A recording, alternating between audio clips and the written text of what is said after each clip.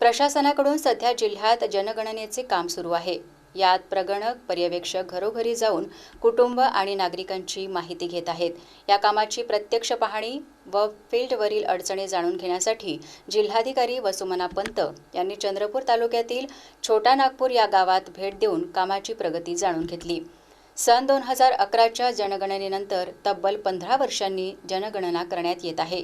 यात 1 मे ते 15 मे 2026 या कालावधीत स्वगणना करण्याची सोय नागरिकांना उपलब्ध करून देण्यात आली होती। त्यानंतर पहिल्या टप्प्यात 16 मे ते 14 जून 2026 या कालावधीत प्रत्यक्ष घरी भेट देऊन जनगणनेचे काम करण्यात येत आहे। या राष्ट्रीय कामाची प्रगती तसेच फील्डवर येत असलेल्या अडचणी जाणून घेण्यासाठी जिल्हाधिकाऱ्यांनी छोटा नागपूर या गावातील 5 घरांना भेटी दिल्यात।